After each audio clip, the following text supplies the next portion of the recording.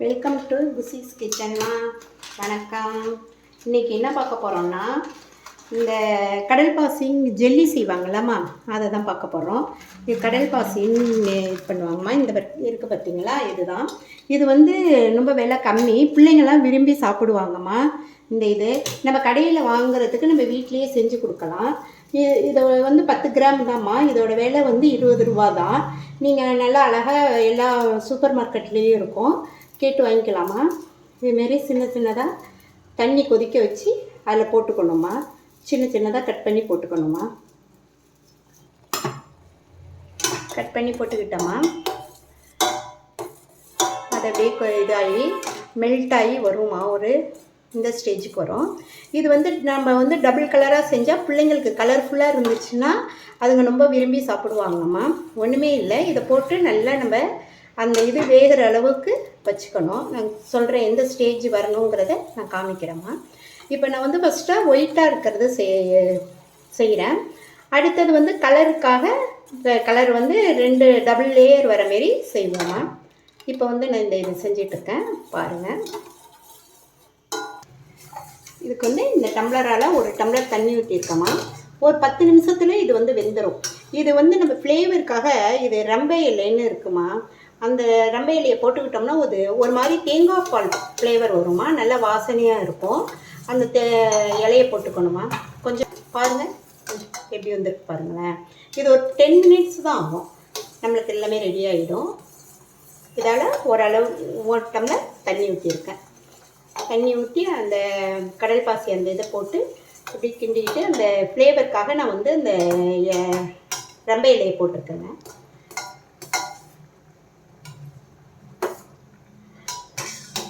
நம்மளுக்கு வந்துட்டு இந்த ஸ்டேஜ் ஸ்மெல்லு ஆஹா நல்லா அருமையாக இருக்குங்க. அருமையான ஒரு தேங்காய் பால் ஸ்மெல்லு நல்லா இருக்குது. அந்த ஃப்ளேவர் அப்படியே இந்த இதில் ஜெல்லியில் இறங்கிடுங்க. ஒரு 10 மினிட்ஸில் நீங்கள் செஞ்சு ரெடி பண்ணி வச்சுக்கிட்டிங்கன்னா உங்கள் குழந்தைங்களுக்கு நீங்கள் இதை கொடுத்துக்கலாம்.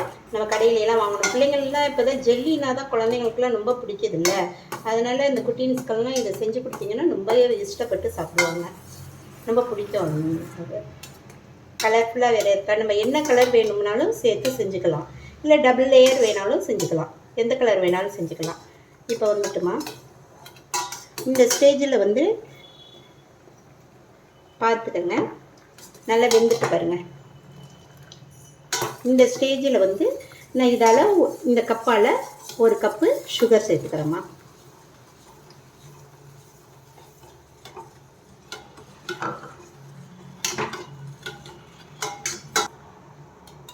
இந்த ரம்பையில் ஸ்மெல்லுக்காக மட்டும்தான் போடலாம். நீங்கள் தேங்காய் பாலும் வச்சு இதை செய்யலாம். ஏன்னா இந்த சுகர் போட்ட உடனே அடுத்தது நம்ம கொஞ்சம் தேங்காய் பால் சேர்த்துக்கணும்.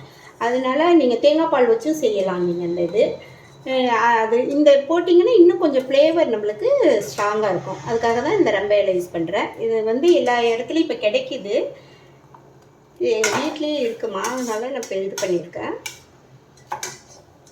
பாருங்கம்மா, சுகர் நல்லா கரைஞ்சி வந்துடுச்சு. நான் இப்போ என்ன செஞ்சிடுறேன், இந்த ரம்பை இலையை அப்படியே எடுத்துடுறேம்மா.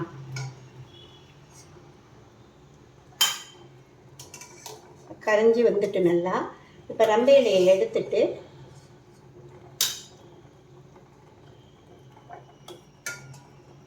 இலையை எடுத்துட்டேங்க. ரம்பையிலையே எடுத்துட்டேன். இப்போ இதில் என்ன செய்யணும், இந்த ஸ்டேஜில் கொஞ்சோண்டு தேங்காய் பால் நான் ஃபில்ட்ரு பண்ணி வச்சுருக்கேன். தேங்காய் பால் கொஞ்சம் சேர்த்துக்கணும். ரொம்ப வேணாம், கொஞ்சம் ரொம்ப தண்ணி ஊற்றினோம்னா ரொம்ப தண்ணி ஆகிடும். அதனால் இந்த ஸ்டேஜில் தேங்காய் பால் கொஞ்சோண்டு சேர்த்துக்கணும்.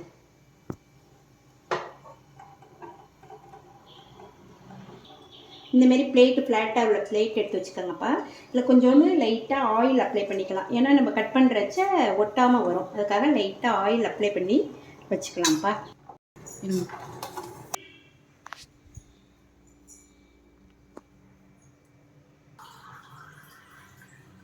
அடுத்தது கலர் செய்கிறதுக்காக அந்த செகண்ட் லேயர் வரத்துக்காக 1 டம்ளர் தண்ணி ஊற்றிக்கிறோமா. ஸ்டவ் ஆன் பண்ணிக்குவோம். தண்ணி கொதிக்கட்டுங்க. அதேமாரி இன்னொரு பேக்கெட்மா, அதே சேம் அளவு தான் இன்னொரு பேக்கெட்டு. அதையும் இந்தமாரி தண்ணி நல்லா கொதி வந்துட்டுமா, இதுமாரி கட் பண்ணி போட்டுக்குவோம் நம்ம.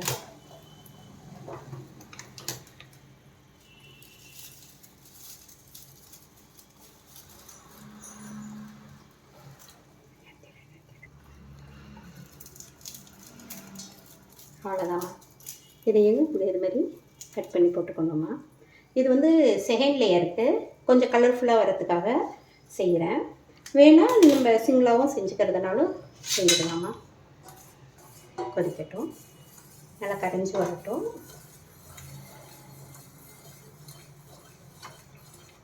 போட்டுக்கிறோமா. அதேமாரியே ஃப்ளேவருக்கு ரம்பையில் போட்டுக்கிறேன். இதுக்கு என்ன செய்ய போகிறேன், இப்போ கலருக்காக ரோஸ் மில்க் இருக்குல்லம்மா, அதை வந்து தேங்காய் பால் எடுத்து வச்சுருக்கேனே, அதில் கொஞ்சோண்டு நான் கலந்துக்கிறேம்மா. கலர்ஃபுல்லுக்காக ரோஸ் மில்க்கு கொஞ்சோண்டு கலந்துக்கிறேன்.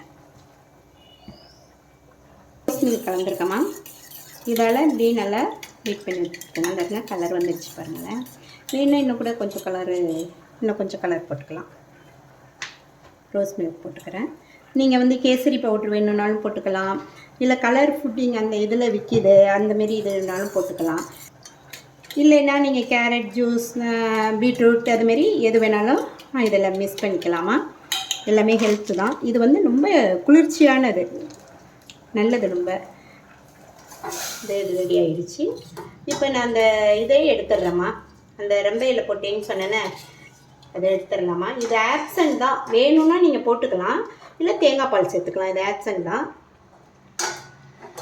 நான் வீட்டில் இருக்குது அப்படிங்கிறது வாசி நான் இதை யூஸ் பண்ணுறேன். உங்களுக்கு வேணும்னா வச்சுக்கோங்க.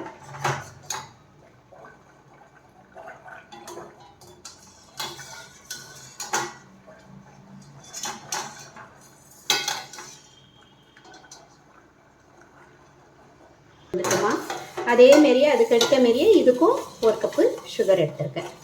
சுகர் கரையட்டும். 1-2 லீஃபு கூட இருக்குது, அதை நம்ம எடுத்துடலாம். முடியாது செஞ்சிடுச்சு. இந்த ஸ்டேஜில் வந்து இந்த தேங்காய் பாலில் ரோஸ் மில்க் கலந்து வச்சுருக்கேன்னு அதை அப்படியே இதில் மிக்ஸ் பண்ணிக்கலாமா. அவ்வளோதாம்மா. கொஞ்சம் நேரம் அப்படியே கிண்டி விட்டுட்டு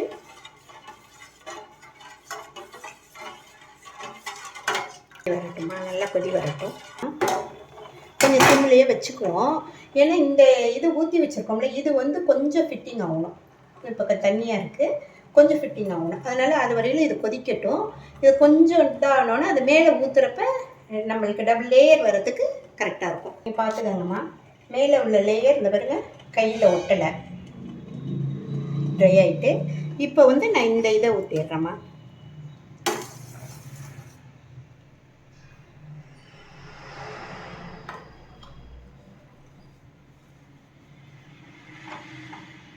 அப்படியே சுற்றி மெதுவாக ஊற்றணும்.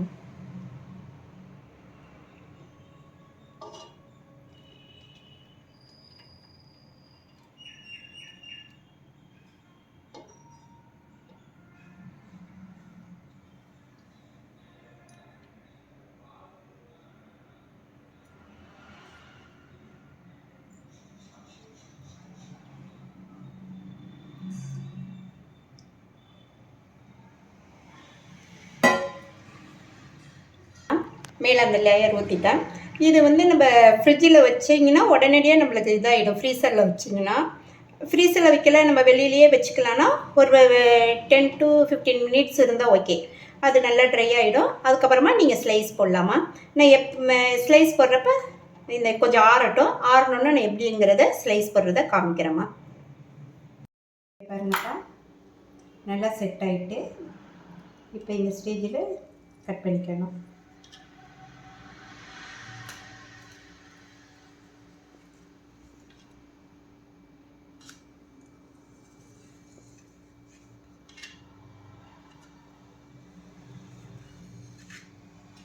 போட்டு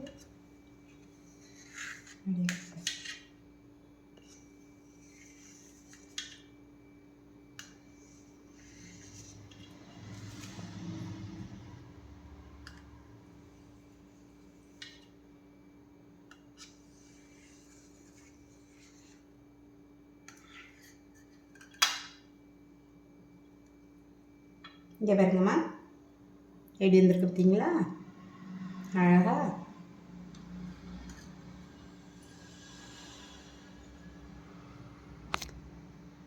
இங்கே பாருங்கப்பா, அப்படியே எடுத்தீங்கன்னா அப்படியே அழகாக ஸ்லைஸ் அப்படியே அழகாக வரும். இந்த பாருங்க, இந்த பக்கம் பிங்க் கலர், இந்த பக்கம் ஒயிட்டு அப்படி வச்சுக்கலாம். இங்கே பாருங்க,